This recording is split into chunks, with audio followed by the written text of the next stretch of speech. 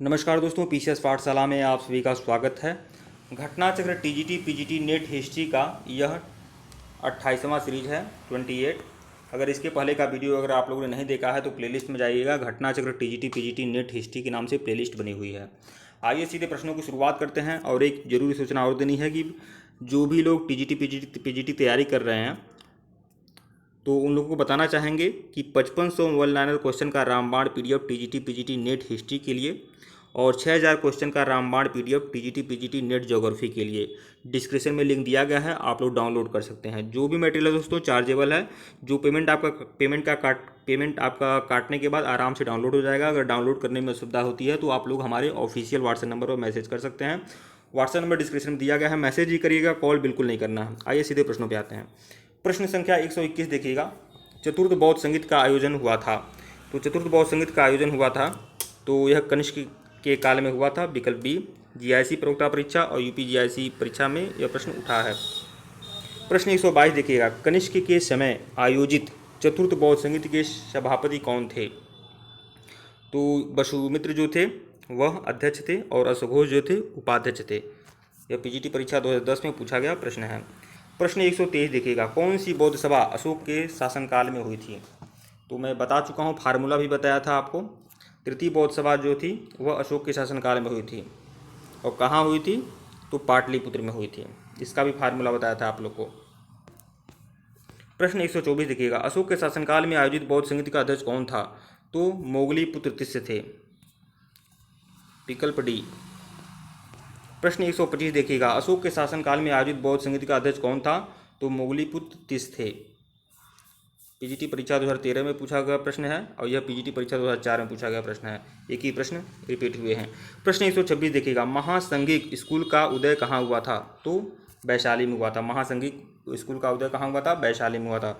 GIC परीक्षा में प्रश्न यह पूछा है। प्रश्न 128 देखिएगा। 127 इसकी व्याख्या देख लीजिएगा। द्वितीय बौद्ध संगीति के समय भिक्षु संघ दो संप्रदायों में विभाजित हो गया था। परंपरागत विनय में आस्था रखने वालों का संप्रदाय स्थिर अथवा थेरवादी अथवा परिवर्तन के साथ विनय को स्वीकार करने वाले का संप्रदाय महासंघिक अथवा सर्वास्तवादी कहा गया। महासंघिक स्कूल का उदय वैशाली राज्य में हुआ था। प्रश्न 127 देखिएगा। निम्नलिखित में से कौन बौद्ध धर्म का प्रथम महान राजकीय संरक्षक था?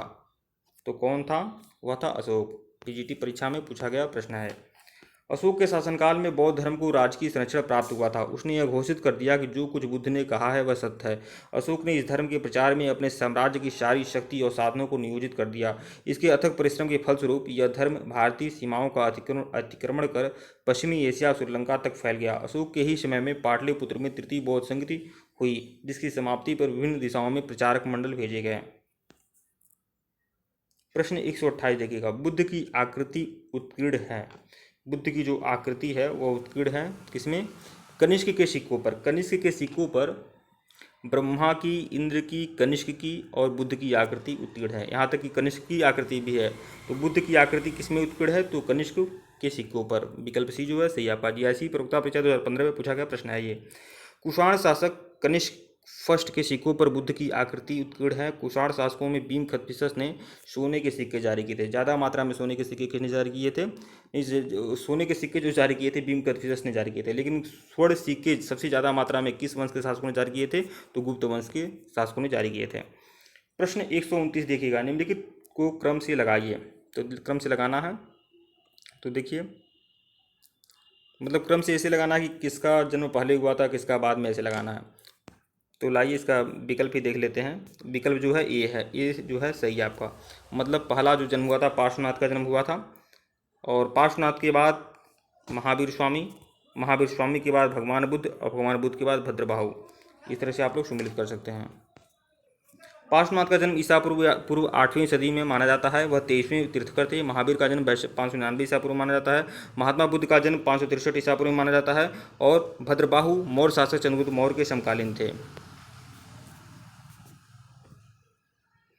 प्रश्न 130 देखिएगा। निम्नलिखित में से कौन बौद्ध शिक्षा का केंद्र नहीं था? बौद्ध शिक्षा का केंद्र कौन नहीं था? नालंदा, विक्रमशिला, वल्लभी तीनों ही बौद्ध शिक्षा के महान केंद्र थे, लेकिन तक्षशिला जो है बौद्ध शिक्षा का केंद्र नहीं था। प्राचीन काल में बौद्ध शिक्षा के 3 प्रमुख केंद्र थे, नालंदा, वल्लभी और विक्रमशिला। नालंदा बिहार में आधुनिक पटना के दक्षिण में लगभग 40 मील की दूरी पर आधुनिक बड़गांव नामक गांव के समीप स्थित है। नालंदा मतलब पटना के करीब ही है। यह महायान बौद्ध धर्म की शिक्षा का प्रमुख केंद्र था। वल्लभी गुजरात के कठियावाड़ क्षेत्र में आधुनिक वल नामक स्थान पर पश्चिमी भारत में शिक्षा एवं संस्कृत का प्रमुख केंद्र था वल्लभी। यह हीनयान, देखिए वल्लभी जो है हीनयान बौद्ध धर्म शिक्षा का प्रमुख केंद्र था वल्लभी। विक्रमशिला बिहार में विक्रमशिला जो है वह भी बौद्ध शिक्षा का केंद्र था। यह बिहार के भागलपुर से 24 मील पूर्व की ओर पत्थर घाट नामक पहाड़ी पर था। विक्रमशिला में महाविहार का निर्माण पाल शासक धर्मपाल ने करवाया था। यह मंदिर और मठ भी बनवाए गए थे।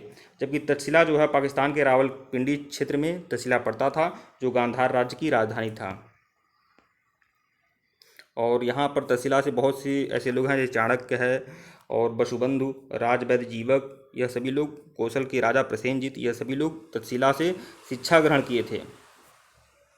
प्रश्न 131 देखिएगा, बुद्ध की मानव रूप में प्रस्तुति किस काल में हुई थी? तो कुषाण काल में हुई थी। कुषाण काल में बहुत अच्छी अच्छी मूर्तियाँ बनाई जाने लगी थी। जीआईसी परीक्षा में प्रश्न पूछा है ये। भारत में लगभग 2 सदियों तक कुषाणों का शासन रहा। कुषाणों ने प्रथम बार एक अंतर्राष्ट्रीय साम्राज्य की स्थापना की थी। बुद्ध की मानव रूप में प्रस्तुति कुषाण युग में हुई थी। कुषाण काल में कला की 2 शैली, गांधार शैली व मथुरा शैली का विकास हुआ था। बुद्ध की मानव रूप से प्रस्तुति गांधार कला शैली में हुई थी तथा मथुरा शैली में। यह विद्वानों के बीच मतभेद है, मतलब कि बुद्ध की जो मानव रूप से प्रस्तुति है गांधार कला में हुई थी या मथुरा शैली में हुई थी, यह विद्वानों के बीच मतभेद है। लेकिन मैंने बहुत सारी किताबों में मथुरा शैली में स्पष्ट रूप से पढ़ा है कि मथुरा शैली में बुद्ध की जो पहली मूर्ति बनी थी वो मथुरा शैली में बनी है।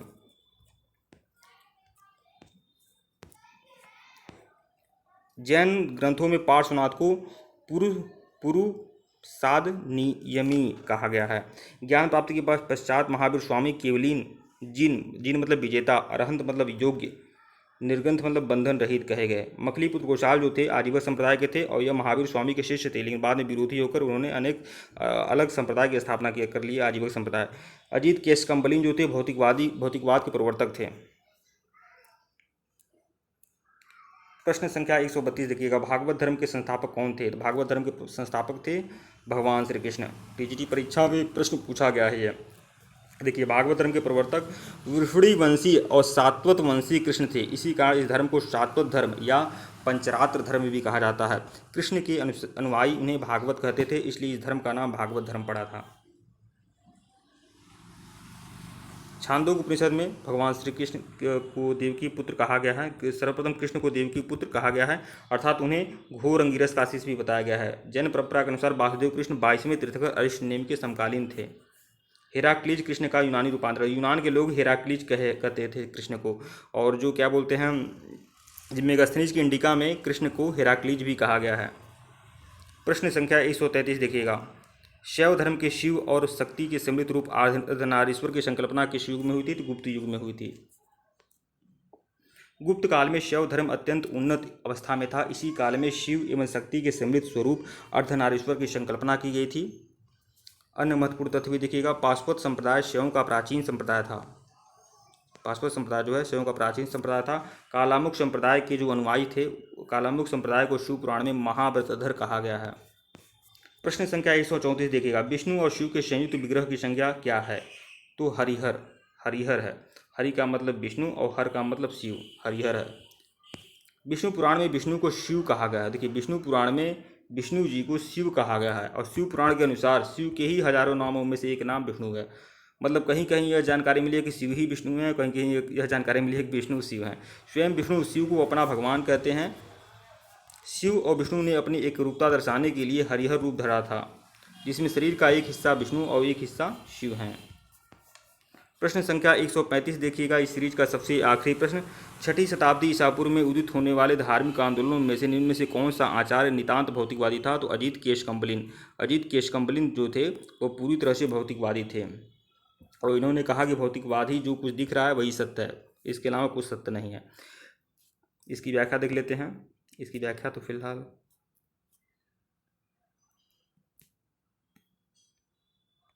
ठीक है दोस्तों, वीडियो को लाइक और चैनल को सब्सक्राइब करिएगा। डिस्क्रिप्शन में लिंक टेलीग्राम का है, टेलीग्राम को बिल्कुल ज्वाइन करिएगा। और अगर इसके पहले का वीडियो नहीं देखे हैं तो प्लेलिस्ट में जाइएगा, Ghatnachakra TGT PGT net history की सीरीज बनी हुई है और 5500 वन लाइनर क्वेश्चन का रामबाण PDF है। हिस्ट्री के लिए, और 6000 क्वेश्चन का रामबाण PDF है ज्योग्राफी के लिए। दोनों PDF बहुत इंपॉर्टेंट है TGT PGT नेट आदि के लिए। तो आप लोग डाउनलोड कर सकते हैं, लिंक दिया गया है डिस्क्रिप्शन में। धन्यवाद आप लोग को।